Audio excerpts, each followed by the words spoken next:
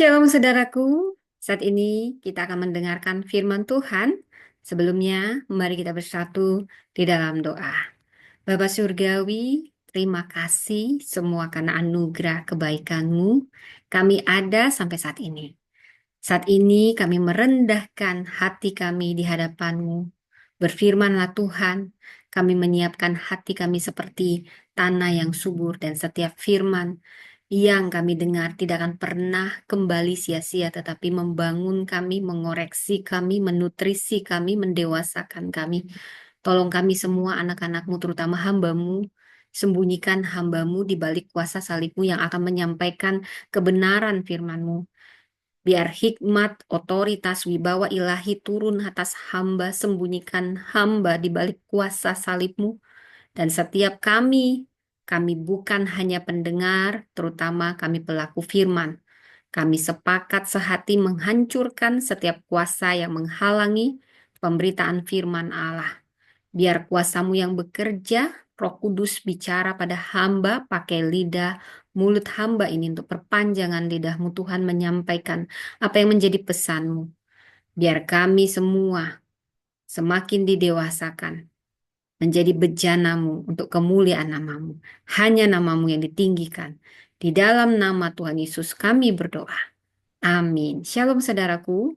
Apa kabar di hari Minggu ini?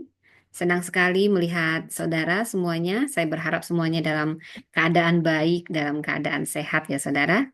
Baik saudara, firman Tuhan saat ini saya beri judul Dibangun untuk bertahan, diberkati untuk menjadi berkat. Saudara, jemaat Tuhan semuanya yang saya kasihi, terutama untuk kedua mempelai yang hari ini akan memasuki babak baru dalam kehidupan mereka.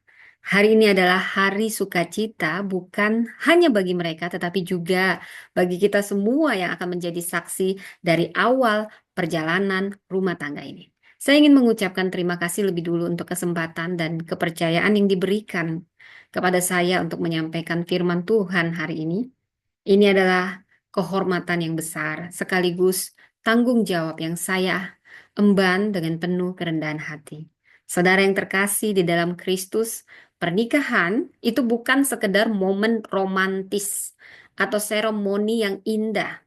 Pernikahan adalah sebuah keputusan ilahi untuk membangun hidup bersama dan lebih dari itu, untuk membangun rumah yang didirikan di atas pondasi yang kuat seperti yang dikatakan Tuhan Yesus.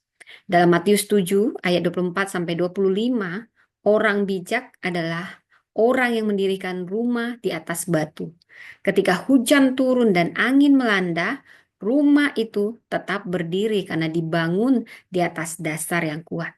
Hari ini kita akan merenungkan 3 pesan penting dari firman Tuhan yang akan menolong setiap kita, terutama pasangan yang akan kita saksikan hari ini, terutama mempelai hari ini, untuk membangun pernikahan yang tahan uji dan menjadi berkat. Yang pertama, kasih bukan sekedar perasaan, saudara, tapi ini pilihan setiap hari. Bila kita membaca dari 1 Korintus 13 ayat 4 sampai 7, ini mengajarkan bahwa kasih itu sabar, murah hati, tidak cemburu, tidak memegahkan diri, dan tidak melakukan yang tidak sopan. Ini bukan deskripsi tentang perasaan sementara, tetapi tentang karakter yang dihidupi. Dunia mengajarkan bahwa cinta itu harus bergetar, harus penuh rasa. Tapi pernikahan bukan soal perasaan yang menggebu-gebu setiap hari. Saudara, ada masa sulit, kelelahan, bahkan mungkin kekecewaan. Disitulah pernikahan kita akan diuji.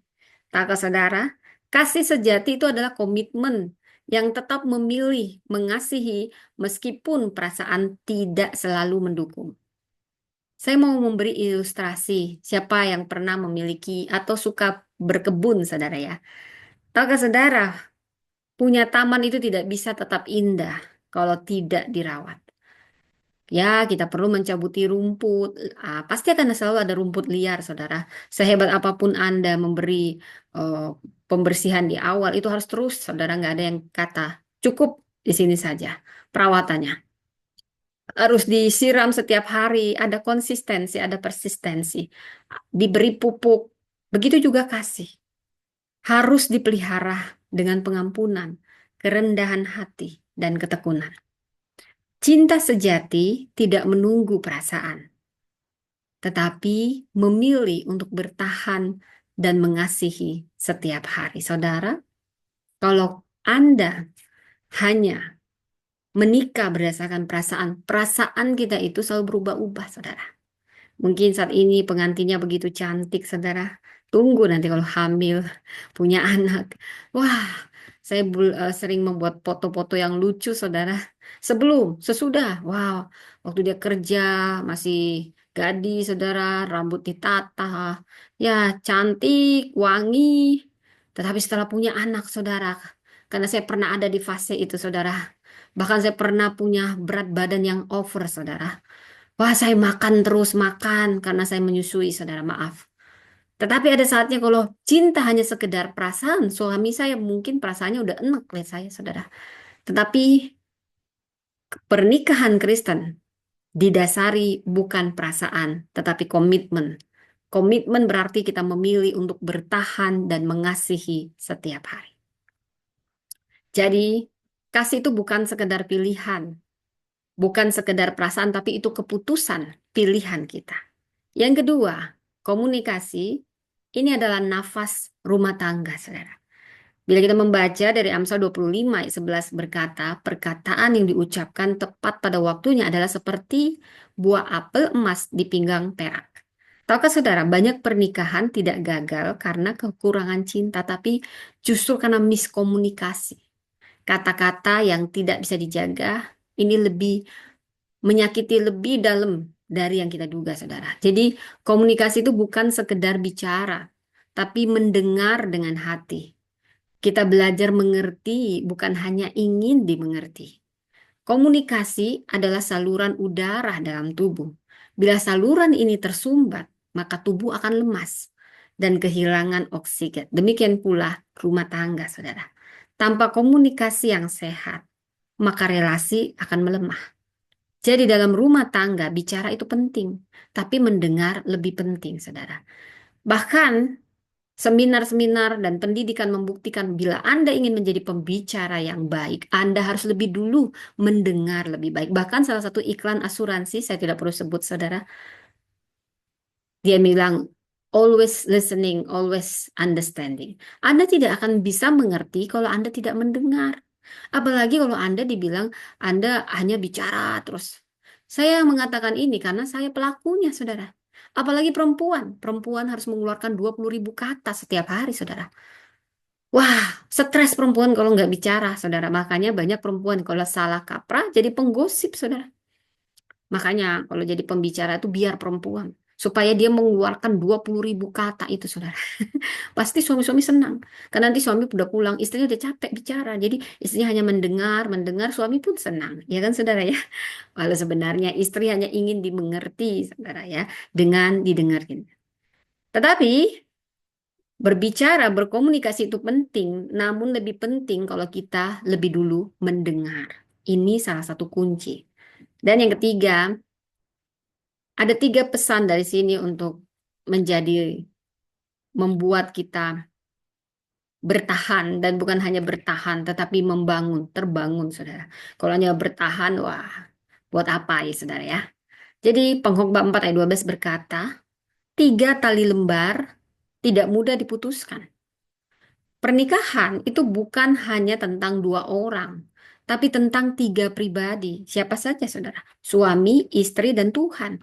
Kalau Tuhan hanya jadi tamu dalam hubungan suami istri, dalam pernikahan, maka percayalah keputusan dan arah hidup hanya akan didasarkan pada kebijaksanaan manusia yang terbatas.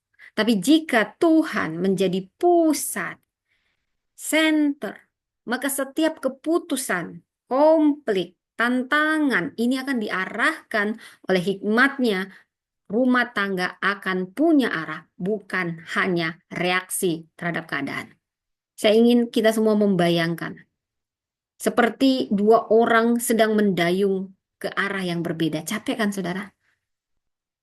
Kalau satu istrinya mendayung ke sini, suami mendayung ke sana, capek. Yang ada istri capek, suami capek, nggak sampai-sampai muter-muter. Perahunya bingung, lama-lama perahunya rusak. Demikianlah rumah tangga. Kita ada dalam satu perahu yang sama, nakodanya harus satu. Kalau tidak nanti nggak kemana-mana. Atau putar-putar capek. Dan nakodanya sebagai pemimpin memang laki-laki, tetapi yang jadi leher adalah istri. Keduanya sama-sama saling melengkapi karena tujuannya sama. Nggak boleh satu ke sana, satu ke sini. Harus saling mendukung, saling melengkapi. Dan kalau suami salah, suami istri harus bertindak dengan bijaksana.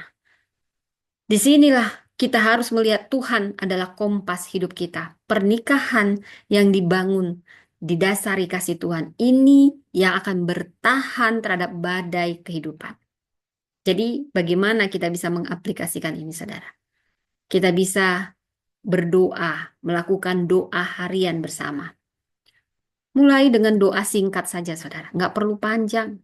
Bahkan mungkin 2 menit untuk mendoakan pasangan supaya sehati, menyatukan hati, dan mengingatkan keduanya bahwa kita pusatnya adalah Tuhan.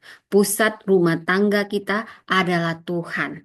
Dasarnya firman Tuhan. Bukannya ego kita, maunya kita, ambisi kita, selalu apa-apa libatkan Tuhan. Minta hikmat Tuhan.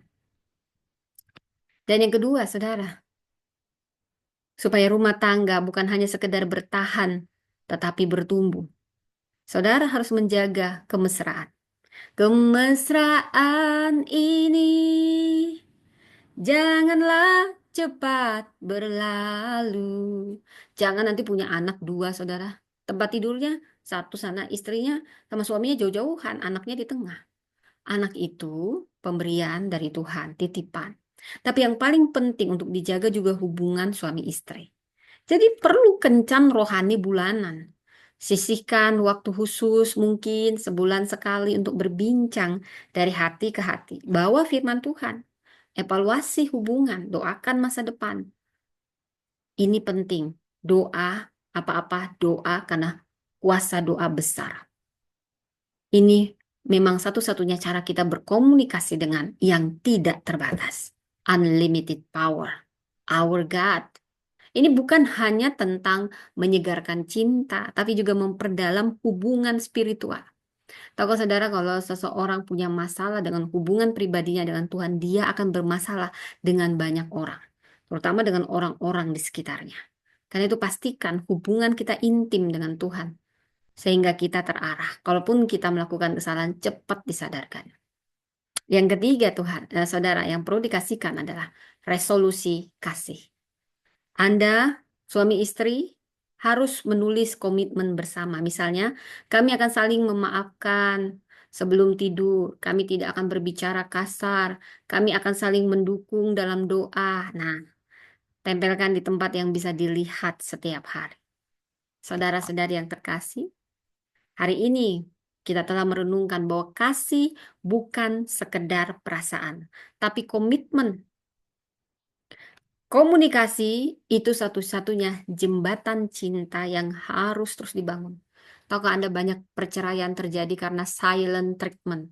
Apa itu silent treatment, saudara? Suami mendiamkan istri atau istri mendiamkan suami. Nggak mau ngomong, saudara. Tahukah saudara, suamiku akan sadar kalau aku tuh marah besar ketika aku sama sekali tidak ngomong sama dia. Silent treatment. Itu lebih menyakitkan. Kalau biasanya istrinya bawel, tiba-tiba nggak mau ngomong. Tapi dia tetap aja beraktivitas seperti biasa. Itu sudah menunjukkan istrinya udah putus asa sama dia. Tapi selama istri Anda masih bawel, percayalah, artinya dia masih peduli. Tapi kalau dia sudah tidak peduli lagi, biasanya salah satunya dia akan pakai silent treatment, dan ini tidak baik. Mungkin nggak ada yang selingkuh, tapi nggak pernah komunikasi, maka pernikahan akan hancur. Dan bahwa Tuhan harus jadi pusat, saudara. Ini yang paling penting dasarnya, bahwa Tuhanlah harus jadi pusat dalam setiap aspek pernikahan.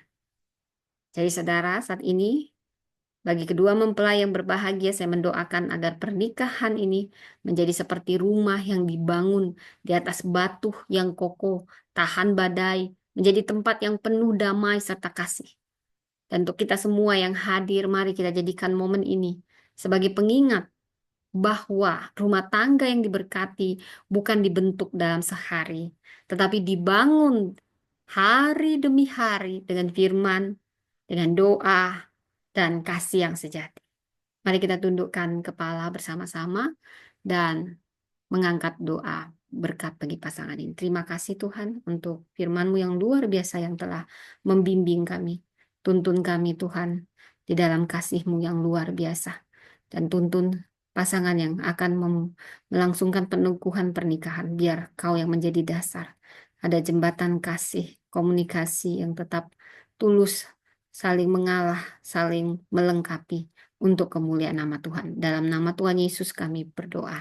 Amin. Demikian kebenaran firman Tuhan. Tuhan memberkati.